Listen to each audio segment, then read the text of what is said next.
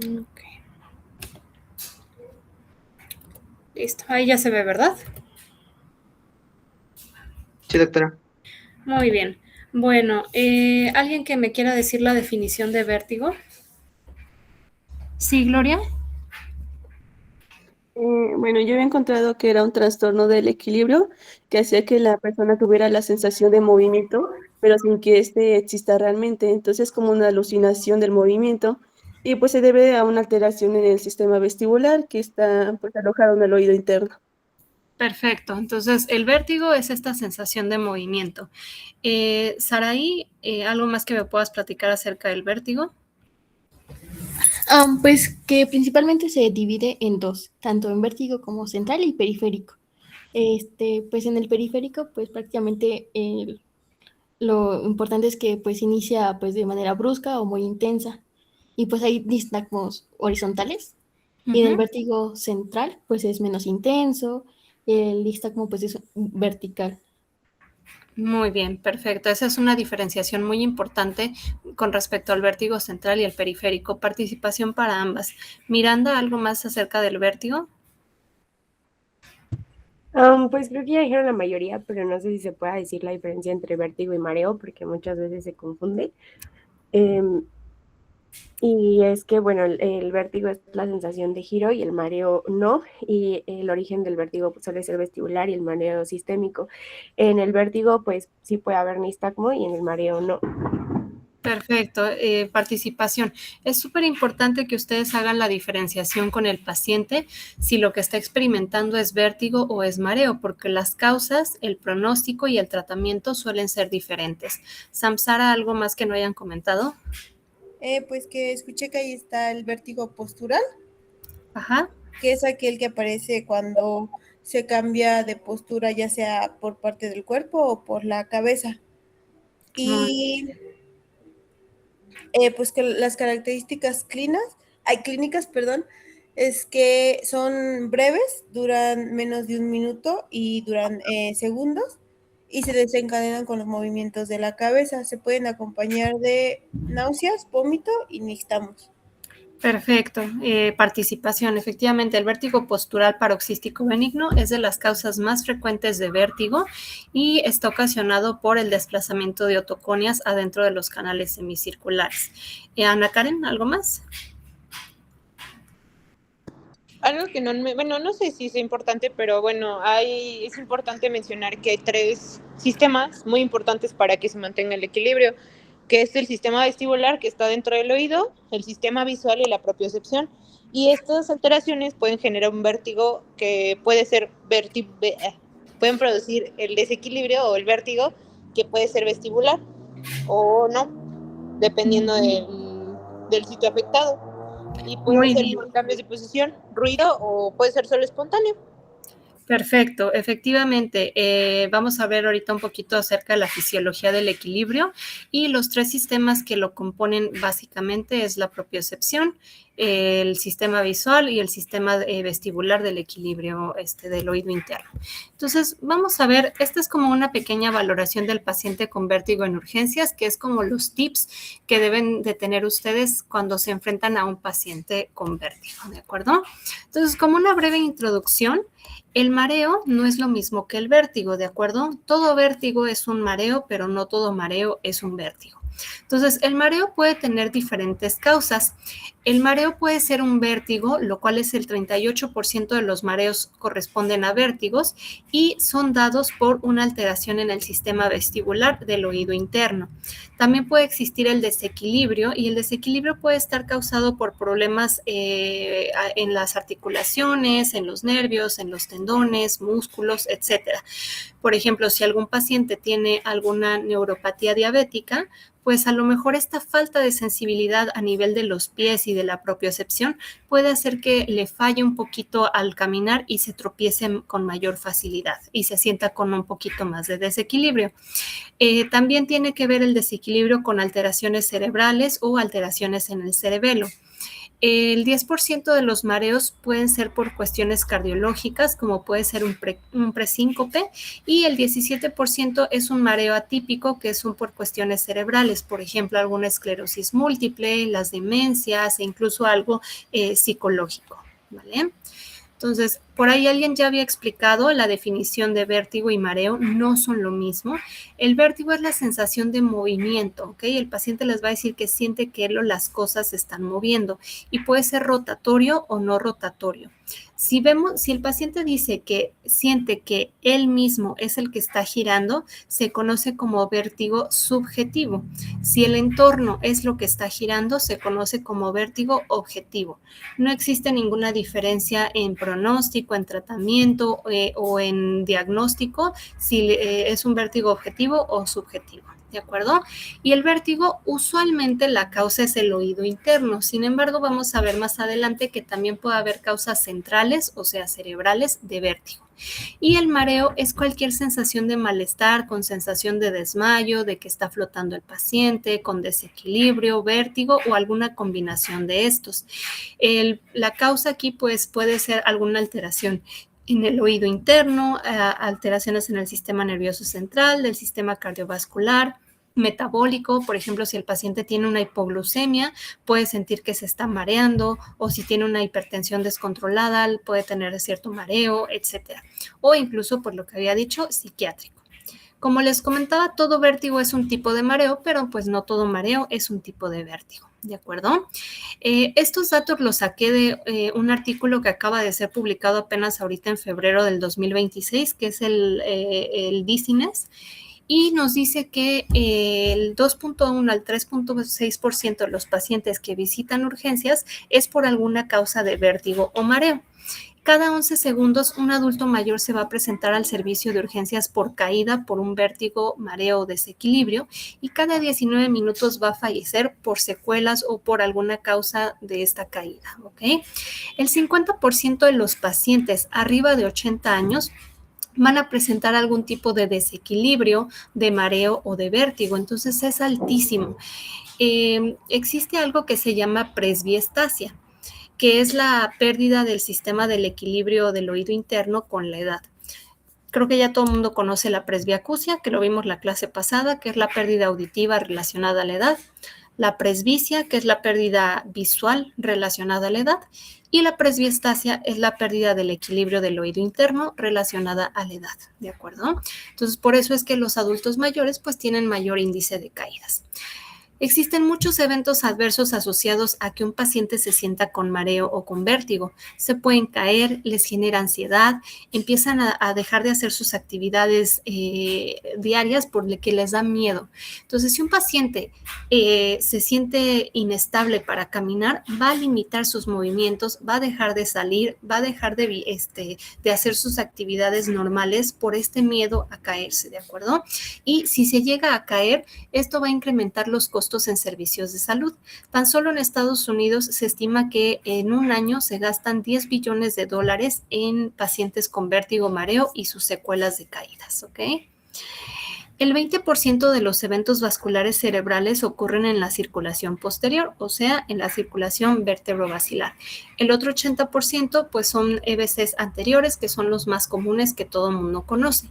Los EVCs posteriores, en frecuencia, primero se afecta la arteria cerebelosa posterior-inferior, seguida de la anterior-inferior y por último la superior, ¿ok? Del 47 al 75% de los casos con EVC de circulación posterior van a presentarse con vértigo. Entonces es importante que cuando llegue un paciente con vértigo a urgencias hagan una distinción si se trata de un vértigo central, porque puede ser un EVC isquémico, o se trata de algo periférico que no es tan grave. ¿Okay? El 20% de los pacientes que tienen un EVC de circulación posterior no van a tener ningún otro síntoma, ni cefalea, ataxia, alteraciones de la marcha, nistagmo, etcétera, más que el puro mareo o vértigo. Y en menos del 50% de los casos podemos encontrar otro tipo de síntomas como es disfagia, diplopia, ataxia, inestabilidad postural, hipoacusia, que es muy importante, alteraciones del estado de la alerta, hemiparesia, cuadraparesia o síndrome de enclaustramiento. Vamos a ver un poquito de anatomía para que podamos entender cómo funciona el sistema del equilibrio del oído interno. Entonces, aquí tenemos en color azul la cóclea, que es la porción auditiva del oído interno, y en color naranja tenemos el sistema vestibular del oído interno. Pregunta de examen, ¿cómo se compone el sistema vestibular del oído interno? Está compuesto por 3 canales semicirculares, que son el anterior o superior, el posterior y el canal lateral, también llamado horizontal, y 2 órganos otolíticos, que son el utrículo y el sáculo. Estos 5 estructuras componen el sistema del equilibrio del oído interno junto con nuestro nervio vestibular, ¿ok? Entonces, dentro del laberinto óseo, que sería existe el laberinto membranoso, que tiene la misma forma, pero que es suave, ¿ok? Y dentro del laberinto membranoso está lleno de endolinfa. Cuando nosotros giramos la cabeza o hacemos movimientos de cabeza, la endolinfa se mueve dentro de estos canales semicirculares y dentro del utrículo y el sáculo, y es lo que nos da nuestra, pues la sensación de que nos estamos moviendo, ¿ok? Los canales semicirculares, anterior, posterior y lateral, van a detectar aceleración rotacional. Entonces, si estamos girando, esto sabemos si vamos girando hacia el lado derecho o si estamos girando hacia el lado izquierdo, aunque tengamos los ojitos cerrados, gracias al funcionamiento de estos 3 canales. Por otro lado, los órganos otolíticos, que son el utrículo y el sáculo, van a detectar aceleración lineal. Si vamos con los ojos cerrados en un auto, sabemos si el auto va acelerando hacia adelante o si vamos en reversa, precisamente por este movimiento de la endolinfa que estimula al utrículo y al sáculo, ¿de acuerdo? Entonces, aceleración lineal, utrículo y sáculo, aceleración rotacional, los canales semicirculares, ¿vale? Si hacemos una ampliación de los otolíticos, o sea, del utrículo y el sáculo, vamos a ver que tienen células ciliadas aquí adentro, y estas células ciliadas, sus cilios, están embebidos en una matriz gelatinosa. Esta gelatina se le conoce como membrana otolítica.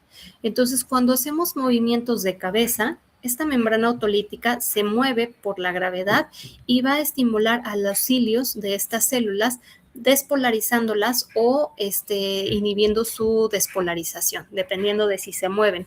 Si los cilios se acercan al cilio más grande, que es el quiniocilio, la célula se despolariza. Si se alejan del quinocilio, la célula pierde su polarización, ¿de acuerdo? Y encima de esta membrana otolítica en el utrículo y en el sáculo, vamos a tener las otoconias. ¿Alguien sabe qué son las otoconias?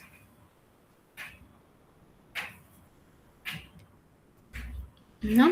Ok, las otoconias son unos pequeños cristales que van a estar aquí solamente en el utrículo y en el sáculo, encima de esta membrana otolítica, y le van a dar cierto peso para que cuando tengamos esta aceleración lineal, con este peso de las otoconias se mueva con mayor facilidad la membrana otolítica y podamos detectar estos movimientos.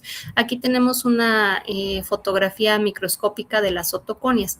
Pregunta de examen, ¿de qué están formadas las otoconias? Están formadas de carbonato de calcio, ¿de acuerdo?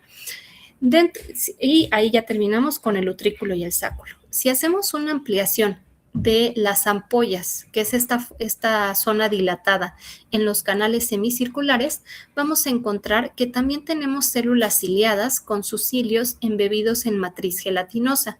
La matriz gelatinosa dentro de los canales semicirculares se le conoce como cúpula. Y en la cúpula no hay otoconias, a diferencia de en el utrículo y el sáculo, que aquí sí hay, ¿ok?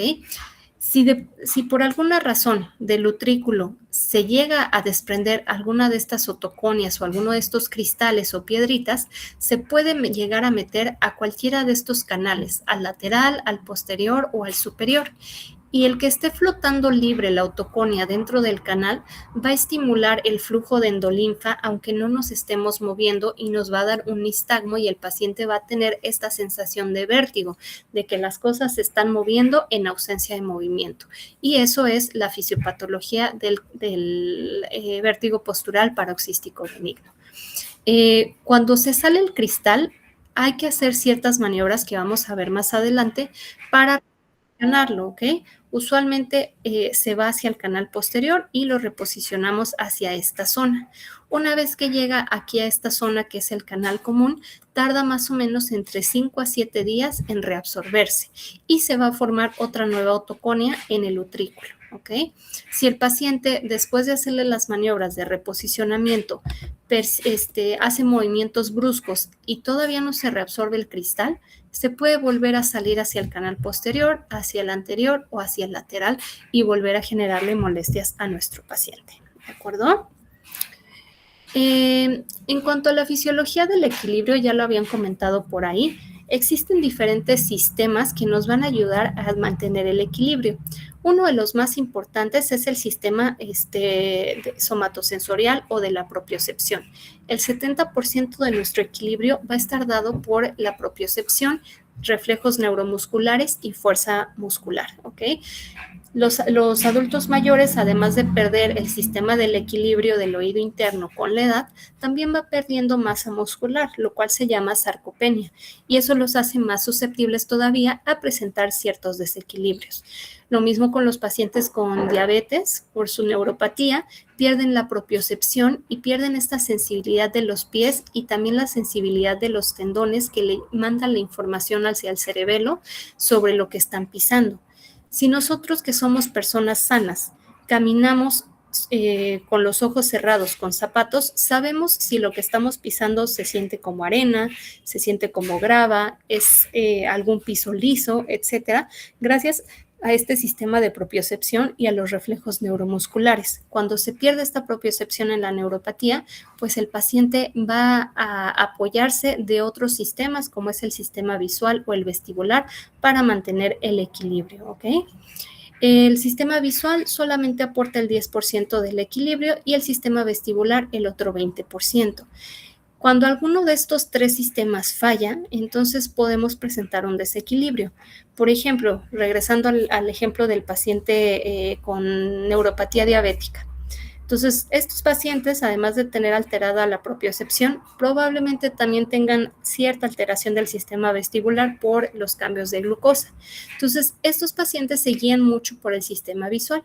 Si entran a un lugar oscuro, como puede ser una sala de cine, entonces disminuyen todavía más su visión y ahí es cuando tienden a caerse más frecuentemente porque pierden los tres sistemas del equilibrio, ¿vale? La irrigación del oído interno, pregunta de examen, está dada desde la arteria basilar, nace la arteria cerebelosa anteroinferior y de aquí van a ser la arteria auditiva interna que se divide en dos, en la arteria coclear y en la arteria vestibular anterior, ¿de acuerdo? Esta sería nuestra irrigación del oído interno.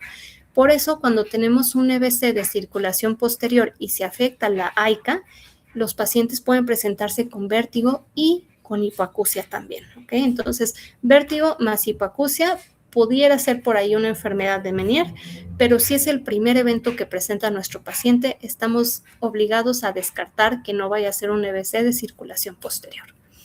En cuanto a diagnósticos de diferenciales de mareo, existen una infinidad, ¿ok?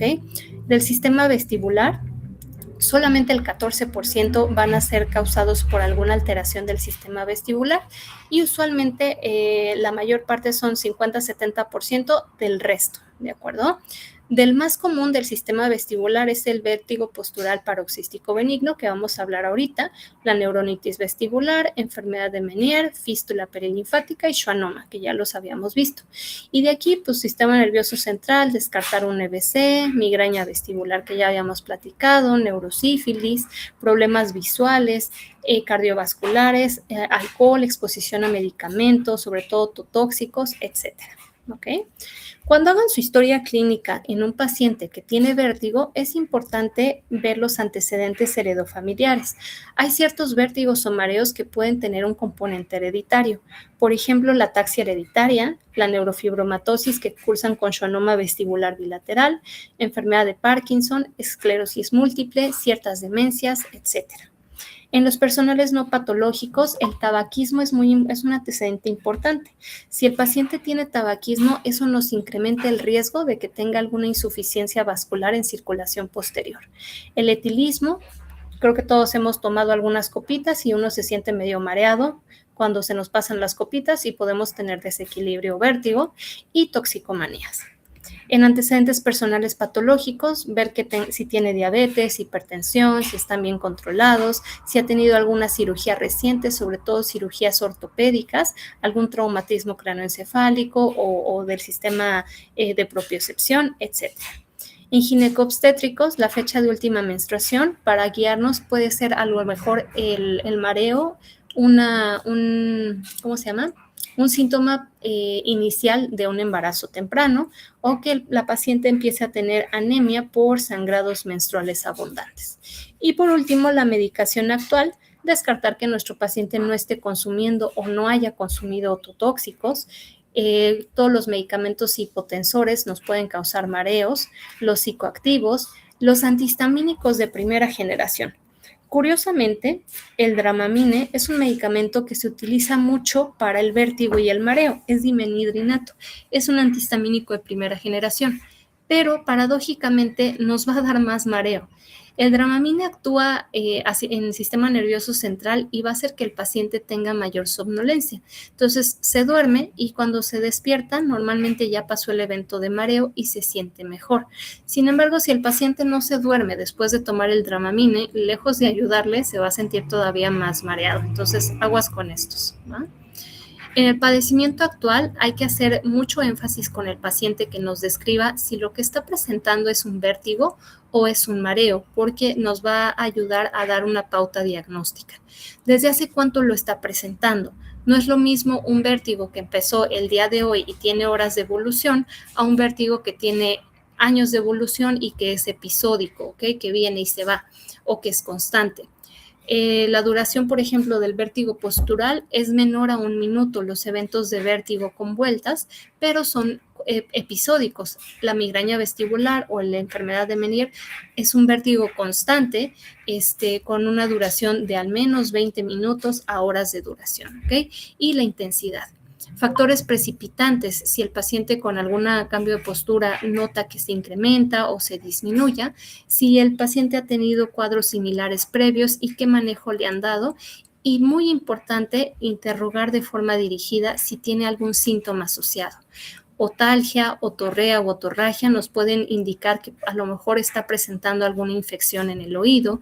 Si tiene acúfeno, parálisis facial o cambios auditivos, esto podría indicar a lo mejor un trastorno en ángulo pontocerebeloso, un schwannoma o un meningioma.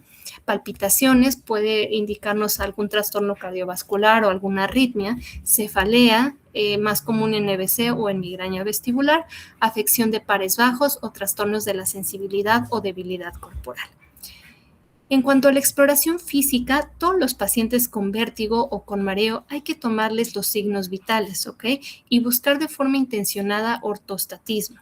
El ortostatismo o la hipotensión ortostática la vamos a definir como una disminución en la tensión arterial sistólica mayor o igual a 20 o diastólica mayor o igual a 10 milímetros de mercurio a los 3 minutos de ponerse de pie. Entonces le tomamos al paciente su presión estando sentado y después lo ponemos de pie y a los 3 minutos volvemos a tomar la presión arterial. Si existe esta disminución en la TA sistólica o diastólica, podemos confirmar que a lo mejor su mareo se debe a una hipotensión ortostática. Existe otra causa que es la hipotensión postprandial. Son pacientes que dicen que 1 o 2 horas después de comer empiezan con el mareo, con el vértigo, y eso es porque toda la circulación se va hacia la digestión y se disminuye la circulación cerebral o se disminuye la circulación periférica. Y esto nos va a causar una disminución en la tensión arterial sistólica de más o igual de 20 milímetros de mercurio, o que la sistólica sea menor de 90 a las 2 horas después de comer. Las arritmias, pues descartarlas con cardiología. En el oído, pues ver que el paciente no tenga alguna otitis media, perforación timpánica, vesículas, como habíamos visto en el síndrome de Ramsay-Hunt. Muy importante hacerle diapasones a sus pacientes. Aunque el paciente niegue cambios auditivos, hipoacusia, etcétera, háganle los diapasones, porque muchas veces el paciente está tan ansioso por el vértigo que ni siquiera se han dado cuenta de que presentan hipoacusia. Hacer una exploración de nervios craneales completa, evaluación de la marcha y pruebas cerebelosas como es el Romberg, ver si tiene dismetrías o disdiadococinesis. ¿vale? Entonces, cuando tenemos un paciente con vértigo, siempre hay que descartar una etiología central. Alguien que me diga qué es... ahí está. Alguien que me diga qué es el protocolo de Hintz.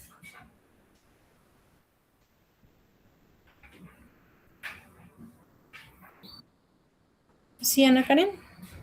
Es un protocolo efectivamente para descartar que el vértigo venga de origen central o para descartar alguna patología peligrosa por el vértigo y evalúa distintos ítems. Por ejemplo, H es head. Tienes que moverle la cabeza, o sea, no me las sé así bien completo, pero tienes que moverle la cabeza y tiene que mantener la visión en un punto fijo. Muy bien. Después tiene el nistagmo, que debes de evaluar el nistagmo si es si es horizontal el nistagmo. Y me parece que la última es no me acuerdo, la verdad no me acuerdo al 100 de todos los ítems, pero principalmente es para descartar que ese vértigo no venga de origen central y descartar alguna patología peligrosa. Perfecto, participación, lo dijiste muy bien. Entonces, ahorita vamos a explicar cómo se hace cada uno de estos ítems, ¿ok? Entonces, el protocolo Hintz viene de Head Impulse, Nistagmos y Test Skew. Y además está el Hintz Plus o el Hintz Más, que el signo de más se refiere a hipoacusia súbita sin enfermedad del oído medio. Entonces, el protocolo Hintz tiene una sensibilidad cercana al 100% y una especificidad del 90% para detectar etiologías centrales y un valor predictivo negativo del 100%. ¿Eso qué significa? Que si nuestro protocolo Hintz nos indica que no tiene datos de patología central, tenemos un 100% de probabilidades de que el paciente no tenga una patología central y sea algo periférico. Si lo comparamos con la resonancia magnética, vemos que tiene menos sensibilidad para detectar infartos tanto no lacunares como lacunares. Globalmente tiene una sensibilidad del 88%. Entonces, aunque la resonancia o la tomografía les haya salido negativo en un paciente con sospecha de un vértigo central, siempre la clínica es muchísimo más importante que los estudios de imagen, ¿ok? Entonces, ya vimos la exploración general, que era lo de la marcha, la otoscopía, etcétera, y ahora vamos a aprender a hacer la exploración neurootológica en el paciente con síndrome vestibular agudo. El síndrome vestibular agudo es cualquier paciente que se presenta con vértigo en su consulta, ¿de acuerdo? Y que tiene un inicio agudo, o sea, de pocas horas de duración. Entonces, ¿cómo vamos a distinguir si es un evento vascular cerebral o una neuronitis vestibular, o sea, algo central versus periférico? Pues vamos a utilizar el protocolo Hintz, ¿de acuerdo? Entonces, la HI es del Head Impulse Test, también llamado Head Thrust, y en español se llama prueba de impulso cefálico. Entonces, vamos a tener a nuestro paciente de frente. Le vamos a tomar la cabeza con las dos manos en la región temporal y le vamos a pedir que fije sus ojos en nuestra nariz. Y le vamos a girar la cabeza rápidamente de 10 a 15 grados hacia un lado y después hacia el otro lado. Este Head Impulse Test lo que evalúa es el reflejo vestíbulo ocular. Cuando tenemos una patología periférica, por ejemplo, una alteración en el sistema vestibular o en el nervio vestibular, se pierde el reflejo vestíbulo ocular. Entonces, lo que ocurre es que cuando movemos la cabeza del paciente, sus ojitos se van a ir con el movimiento de la cabeza y después va a ser una sacada correctiva para reposicionar la mirada en donde le habíamos pedido, ¿ok? Entonces vamos a ver primero nuestro paciente, le pedimos que mire hacia un lado, no tiene nistagmo, le pedimos que mire hacia el otro lado y ahí vemos que aparece un nistagmo de tipo horizontal, no sé si lo alcanzan a ver. Entonces, que mire nuestra nariz, giramos la cabeza a la izquierda y los ojos los deja fijos, pero cuando gira la cabeza a la derecha es muy sutil. Vamos a ver otra vez cómo se le van los ojitos cuando gira la cabeza a la derecha y hace una sacada correctiva. Entonces ahí vamos, gira la cabeza a la izquierda, 10-15 grados, deja la mirada fija. Y cuando la giramos al otro lado, ¿Vieron cómo se le fueron los ojos? Y hace una sacada correctiva. Eso se considera una prueba de impulso cefálico positiva para disfunción vestibular. La disfunción vestibular es del oído hacia donde estamos girando. En este caso, su disfunción vestibular sería hacia el lado derecho. Y el nistagmo que le vimos al principio, su fase rápida iba hacia el lado izquierdo, lo cual va correspondiente. El nistagmo, cuando es periférico, usualmente la fase rápida va a ir hacia el lado sano. Entonces, aquí vimos que su nistagmo de este paciente, cuando mira hacia la izquierda, ahí está la fase rápida hacia la izquierda, pam, pam, pam. Entonces, el lado sano es el izquierdo. Y cuando le hacemos el Head Impulse Test, vemos que hacia la izquierda mantiene el reflejo vestibulocular y cuando gira a la derecha es cuando lo tiene afectado. Entonces, esto nos confirma que el oído afectado es el lado derecho. ¿Dudas con cómo se hace el Head Impulse? ¿O prueba de impulso cefálico? Nada. Muy bien. Bueno, entonces ahora vamos a ver el nistagmo espontáneo. Los pacientes tanto con vértigo central como con vértigo periférico pueden cursar con nistagmo espontáneo. En un síndrome vestibular agudo, el 96% de los pacientes va a cursar con algún tipo de nistagmo. En la isquemia vertebrovascular del 24 al 96%, es muy variable, ¿ok? Entonces, en el primer video del lado izquierdo vamos a ver un nistagmo de tipo periférico. El nistagmo periférico es horizontal puro y no cambia de dirección. Si le pedimos al paciente que mire hacia la derecha o que mire hacia la izquierda, el nistagmo siempre va a ser hacia el mismo lado. Aquí vemos que la fase rápida de nuestro nistagmo es hacia el lado izquierdo de la pantalla, o sea, hacia el lado derecho del paciente. La fase rápida del nistagmo es la que le va a dar la dirección, ¿ok? Si decimos nistagmo horizontal a la derecha, es porque la fase rápida está batiendo hacia el lado derecho, ¿ok? Cuando el paciente no tiene fijación de la mirada, como es en este caso, es más fácil ver el nistagmo. Sin embargo, cuando le pedimos al paciente que fije la mirada en un punto en la pared, como ahorita, vemos ahí ya está fijando el paciente la mirada, disminuye el nistagmo. Eso es muy característico del nistagmo periférico, a diferencia del central, que aunque fije la mirada a nuestro paciente, no va a suprimirse el nistagmo. Entonces, en el siguiente video vamos a ver un nistagmo que es vertical. Este es un nistagmo puramente central, ¿de acuerdo? E incluso vemos que tiene una mirada desconjugada, como que está haciendo viscos. ¿Ya vieron? Entonces, esto es un nistagmo central. Vamos a ver. Por último, vamos a hacer el test de skew, el skew test o desviación ocular. En este, cuando nosotros tenemos una alteración central, vamos a tener una mirada desconjugada, ¿ok? Un ojito como que se va a ir coqueto hacia otro lado y el otro va hacia otro lado, ¿de acuerdo? Entonces, ¿en qué consiste el test de desviación ocular? Le vamos a pedir al paciente que mire nuestra nariz y le vamos a ocluir un ojo de forma alterna. Primero uno y después el otro. Y vemos cómo en este caso, déjenme le regreso. Le ocluimos el ojo, vemos cómo el ojito del lado derecho se va para otro lado y cuando lo descubrimos, lo vuelve a reposicionar. Este es un test de skew positivo y nos indica una patología central. En una patología vestibular no vamos a tener test de skew con esta desviación ocular. ¿Sale? ¿Alguien sabe cómo se llama esta maniobra? ¿De Romberg? Empieza parecida a la de Romberg, pero le pedimos al paciente que marche. ¿Vale?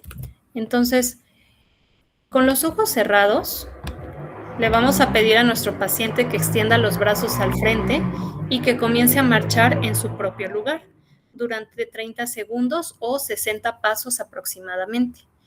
Lo normal es que el paciente no se gire. Si el paciente comienza a girarse más de 30 grados, nos indica una patología del oído interno, o sea, algo periférico. A este se le conoce como test de Fukuda y hay una lateropulsión al oído enfermo, ¿ok? En un vértigo central no va a haber lateropulsión o incluso el paciente por la inestabilidad o la ataxia ni siquiera va a poder realizar el test de Fukuda. Cuando es una alteración vestibular, entonces se va a ir girando el paciente hacia el oído enfermo. Otra prueba de marcha que podemos hacer es la prueba de marcha de Babinski-Weil o prueba de marcha en estrella. En este caso, le cubrimos los ojos al paciente y le pedimos que dé 5 pasos hacia adelante y 5 pasos hacia atrás. Lo normal es que se mantenga en su propio eje, o sea, se haga la marcha lineal. Cuando hay una alteración vestibular, el paciente se va a ir girando hacia el lado enfermo. En este caso, el lado enfermo es el lado izquierdo. Entonces vemos cómo poco a poco se va girando. Empezó viendo hacia la pared y ahorita ya está viendo hacia la puerta. ¿Okay? A esto se le conoce como marcha en estrella y también es característica de alteraciones periféricas. ¿De acuerdo? En cuanto a exploraciones adicionales, además de la prueba de Hintz, de la marcha de Fukuda y la marcha de Babinski-Weil, podemos evaluar que si el paciente es incapaz de caminar sin apoyo o tiene una ataxia muy severa, no debe de egresarse porque probablemente sea algo central. Si nuestro paciente además lo detectamos que tiene síndrome de Horner, que es caracterizado por tosis, miosis y anhidrosis, con mayor razón hay que estudiarlo porque el vértigo con tosis, miosis y anhidrosis puede indicarnos un infarto medular lateral. ¿Ok? El protocolo Hintz Plus o protocolo Hintz Más es el protocolo Hintz que acabamos de ver, pero además evaluamos la audición. En un EBC de la circulación posterior afectando la AICA o la arteria laberíntica, además de tener la alteración en el Hintz, vamos a tener hipoacusia en el oído afectado. ¿De acuerdo? Entonces, el agregarle el plus, el evaluar la audición, nos incrementa la sensibilidad y la especificidad para detectar eventos vasculares cerebrales de circulación posterior. ¿Vale? Este es un metaanálisis de la exploración neurotológica en el paciente con vértigo. Entonces vemos que los signos más específicos para detectar EBC posterior es el nistagmo de tipo central, o sea, aquel que es vertical o que cambia de posición, y el test de skew, ambos con una especificidad del 98.5%. Sin embargo, su sensibilidad es baja, sobre todo el test de la desviación de la mirada, casi no lo vamos a encontrar, está en menos de un cuarto de los pacientes, pero si lo encontramos, aguas, estamos casi 100% seguros de que ese paciente está cursando con un EBC. El protocolo Hintz tiene una sensibilidad alrededor del 92%, una especificidad del 83%, y si le agregamos el Hintz Plus, o sea, con la hipoacusia, la sensibilidad sube hasta 99%, ¿de acuerdo? Ahora, vamos a hacer, con todo lo que acabamos de ver, vamos a hacer la integración diagnóstica. ¿Cómo podemos diferenciar el central del periférico? Entonces, en el protocolo Hintz, en la prueba de impulso cefálico, en el periférico va a estar anormal. Vamos a ver esta sacada de recuperación y en el en el central va a estar normal, no va a haber sacada. El nistagmo de tipo periférico es unidireccional horizontal. A veces tiene ligero componente torsional, pero es casi siempre horizontal y va a seguir la ley de Alexander. ¿Alguien sabe qué es la ley de Alexander? La ley de Alexander, pregunta de examen, es característico del nistagmo de tipo periférico y nos dice que el nistagmo se va a incrementar en velocidad si vemos hacia el lado de la fase rápida. Si tenemos, por ejemplo, un nistagmo horizontal con fase rápida hacia el lado derecho y le pedimos al paciente que vea hacia la derecha, el nistagmo se va a hacer más rápido. Y si le pedimos que vea a la izquierda, que no es en la dirección de la fase rápida, el nistagmo se va a disminuir. Entonces, esta es la ley de Alexander. Si tenemos una sospecha central, el nistagmo va a ser cambiante de dirección o va a ser un nistagmo vertical. Y por último, el test de skew o prueba de desviación de la mirada. Si es periférico, no va a haber refijación vertical cuando le ocluyamos un ojo y destapemos el otro. Y cuando hay un vértigo central, sí va a haber esta desviación de la mirada. Además, si tenemos una nueva pérdida auditiva unilateral asociada a nuestro protocolo Hintz, es casi seguro de que el paciente tiene un infarto en el territorio de la AICA, ¿vale? Ahora, ¿cuáles son las diferencias globales entre un vértigo central y uno periférico? Usualmente el periférico tiene un inicio súbito, es muy intenso, tiene duración paroxística o intermitente, es frecuente que se acompañe con sintomatología vegetativa, la cefalea es excepcional y la inestabilidad para la marcha va de leve a moderada. A diferencia del central, que el inicio puede ser tanto súbito como progresivo, es menos intenso en severidad, es constante, no hay un momento en el que el paciente diga ya se me quitó, usualmente no tienen síntomas vegetativos, frecuentemente coexiste con cefalea y la inestabilidad suele ser más severa, ¿ok? La isquemia vertebrovascular, que son estos CVCs de la circulación posterior, afortunadamente son muy raros, representan aproximadamente el 1% de todos los mareos que vamos a ver en urgencias. Sin embargo, pues es importante descartarlo porque pues pueden ser fatales, ¿de acuerdo? Ahora vamos con tratamiento. Esto ya lo habíamos visto cuando vimos lo de enfermedad de Meniere, entonces no me voy a detener. Hidratación, frenador laberíntico, ansiolítico, laboratorios generales, reposición de electrolitos, control metabólico en caso necesario, evaluar la tolerancia a la vía oral. Si no tolera, hay que hospitalizarlo. Si lo tolera, ingreso y darle incapacidad al paciente acorde a cómo vaya su evolución. Esto es para vértigo periférico sobre todo, ¿de acuerdo? El manejo específico pues va a depender mucho del tipo de vértigo o de diagnóstico que tenga nuestro paciente. Si es un vértigo postural, hacemos maniobras de reposicionamiento y damos suplementación de vitamina D en caso necesario. La vitamina D es súper importante para el buen funcionamiento del sistema vestibular. La vitamina D, más que una vitamina, es una hormona, ¿ok? Entonces, no deben de darle vitamina D a los pacientes como si fueran dulces, ¿ok? Siempre hay que pedirle niveles séricos al paciente de vitamina D antes de iniciarle suplementación y durante el tratamiento para asegurarnos de que no nos estamos excediendo. ¿Por qué es tan importante la vitamina D? Esta vitamina ayuda a la absorción de calcio y a la fijación de calcio a diferentes tejidos en el organismo. Las otoconias que tenemos en el oído interno están hechas de carbonato de calcio. Entonces, si no tenemos suficiente vitamina D, las otoconias no se van a formar adecuadamente, van a ser frágiles, se van a romper y va a haber episodios de vértigo postural de forma recurrente.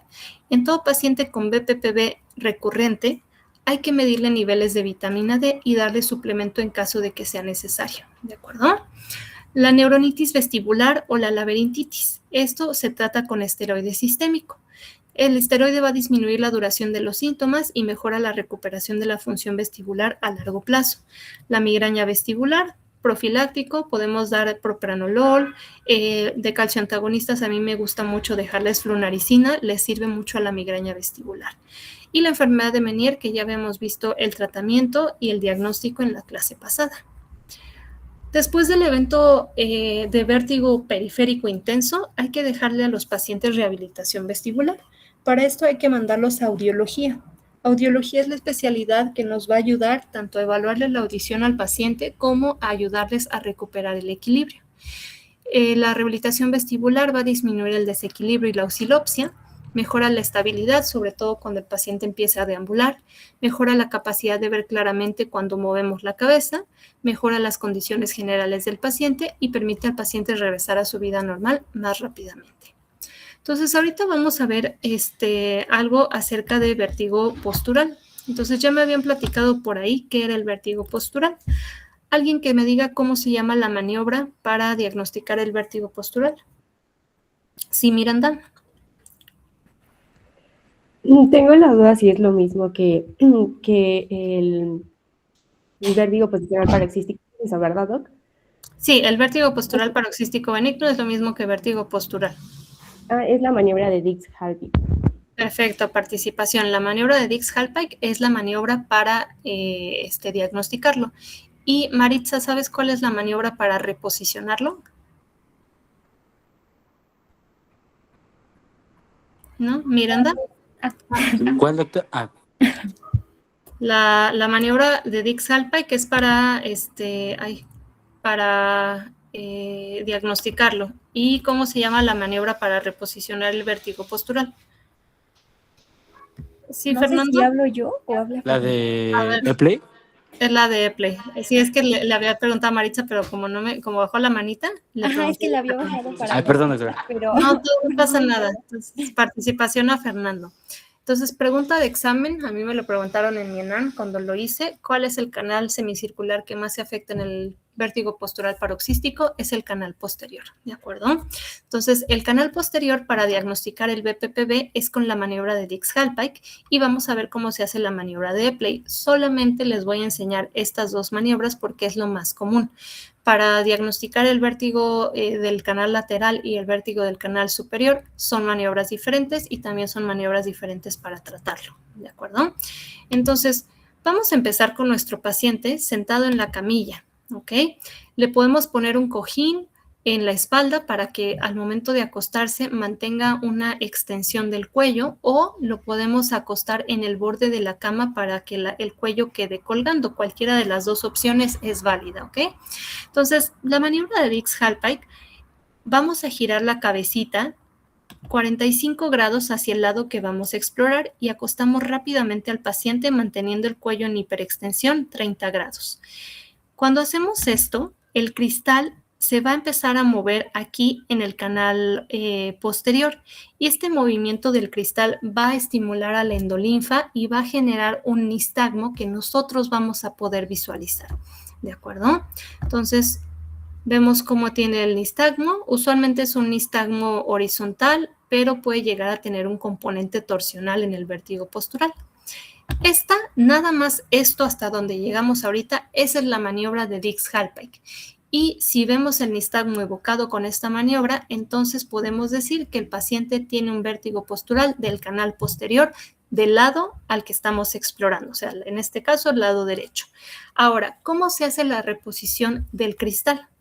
Entonces empezamos con la maniobra de Dix-Hallpike, que ya la hicimos. Una vez que cede el nistagmo, le pedimos al paciente que gire rápidamente la cabeza hacia el otro lado para que se quede 45 grados viendo hacia el otro lado. Con este movimiento de cabeza, vamos a hacer que por gravedad el cristal o la autoconia comience a desplazarse a lo largo del canal posterior. Una vez que haya cedido el nistagmo, le pedimos al paciente que se gire sobre este mismo lado hacia donde está volteando, se gire sobre este lado y vea la cabeza hacia el piso. ¿De acuerdo? Esto va a hacer que el cristal siga migrando. Aquí les recomiendo que le ayuden a sostener la cabecita al paciente. Y por último, se sienta el paciente y una vez que se sienta, el cristal va a caer en esta zona y aquí en esta zona se va a reabsorber y se va a producir un nuevo cristal en el utrículo para sustituir esta autoconia que se salió de su posición. Si el paciente hace movimientos bruscos después de que ustedes le hicieron la maniobra de Epley, si gira bruscamente la cabeza, si mira hacia arriba, se agacha o se acuesta, el cristal se va a volver a salir. Más o menos tarda entre 5 a 7 días en reabsorberse para que ya no se vuelva a salir. Entonces es importante que después de hacerle la maniobra le digan al paciente que no haga movimientos bruscos con la cabeza, no pueden hacer ejercicio. Para dormir, que utilice 2 o 3 almohadas y se acueste derechito viendo hacia el frente. Se puede acostar del lado no afectado, pero no del lado afectado porque se vuelve a salir el cristal. Esto nada más durante 5 a 7 días. Y yo normalmente a los pacientes los cito a la semana para repetirles la maniobra de Dix-Hallpike. El 90% de los casos, si hacen bien la maniobra de Epley, se va a curar el vértigo con una sola maniobra. El otro 10% va a requerir 2, 3 o incluso más maniobras, ¿ok?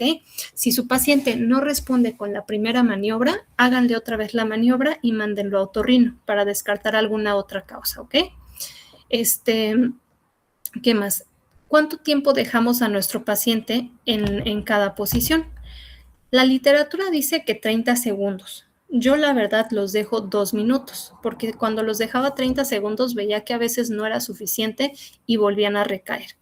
Entonces, en cada posición, por ejemplo, aquí en Dix-Hallpike ya vimos que es positiva, lo dejo 2 minutos, después giramos la cabeza hacia el otro lado, lo dejo 2 minutos en esa posición, después giramos el cuerpo y vemos la cabeza hacia el piso y lo dejo en esa posición.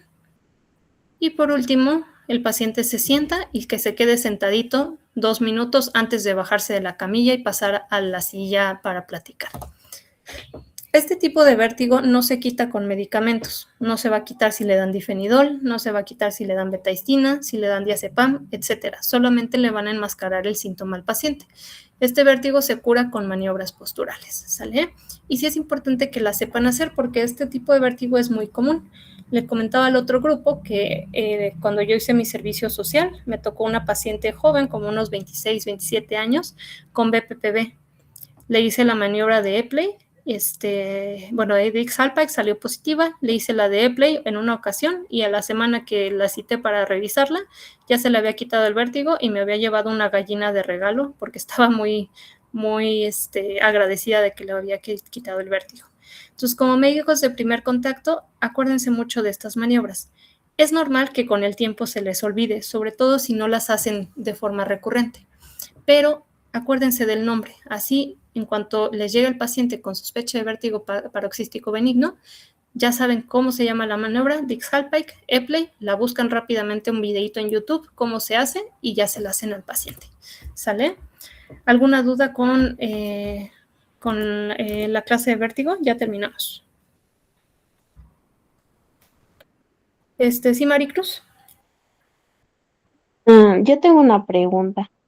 ¿Hay Dime. como alguna consecuencia de que no lleven un buen tratamiento? Porque, por ejemplo, yo hace un mes precisamente presenté vértigo y entonces terminé en urgencias ahí en el ISSSTE. Entonces me atendieron y me diagnosticaron precisamente vértigo postural, paroxístico benigno, y de tratamiento pues me dieron el Dramamine. ¿Te dieron qué, Y perdón? el Dramamine, Ajá. ajá, pero bueno, hasta la fecha creo que no se me ha quitado al 100%, entonces puede haber alguna secuela de un mal tratamiento. No que te haya una secuela. Primero, lamento mucho que te haya pasado esto y que no te haya tocado un doctor que no puso atención en la clase de vértigo, pero no hay alguna consecuencia, ¿de acuerdo? El vértigo postural, como lo dice su nombre, es benigno, ¿de acuerdo? Entonces, no es que te vaya a dar un EBC o te vayas a sentir peor, etcétera. Pero el cristal, lo más seguro es que siga flotando en alguno de los canales semicirculares y por eso es que no te estés sintiendo todavía al 100%. El Dramamine, el difenidol, la betaistina, etcétera, solamente van a enmascarar los síntomas de forma transitoria, pero no van a desbaratar el cristal. El cristal únicamente se va a desbaratar cuando llega aquí al canal común y aquí se reabsorbe, ¿de acuerdo? Entonces, tú solita puedes intentarlo en casa, hacerte la maniobra de Dix-Halpic hacia un lado. Si no sientes nistagmo, si no sientes que las cosas dan vueltas, te enderezas y la intentas del otro lado.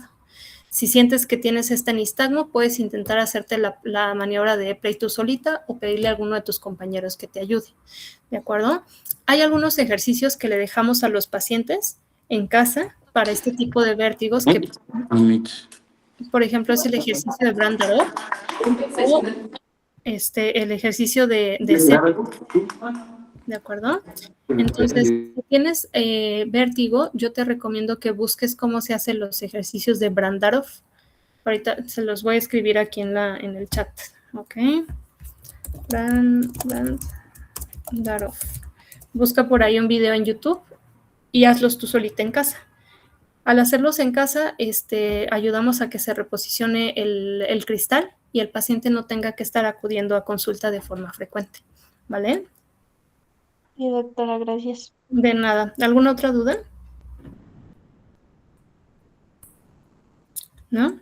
Bueno, entonces hasta aquí viene su examen parcial. De trabajo para este parcial, yo creo que les voy a pedir un video. Lo pueden hacer en equipos, pueden ser parejas o pueden ser de a 3, como ustedes gusten.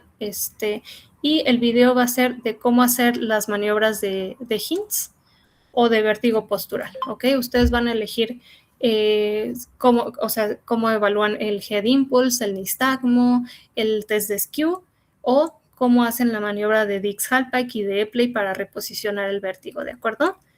Entonces me van a entregar sus videitos ya sea en parejas o de a 3 personas. Y les voy a dejar toda la semana de exámenes libre y yo creo que lo entregarían hasta, déjenme ver, pues tienen como hasta el 26 de marzo, 25 de marzo para entregar ese trabajo, ¿sale? Para que se los pueda promediar. ¿Dudas con ese trabajo? Igual al rato le mando a su jefa de grupo las especificaciones. Ninguna. ¿No? Bueno, entonces mucho éxito en su examen. Si tienen alguna duda, me pueden mandar por ahí mensajito de WhatsApp o algún correo, ¿sale? Que tengan bonito fin de semana. Gracias, igual. Bye. Doctora. Adiós.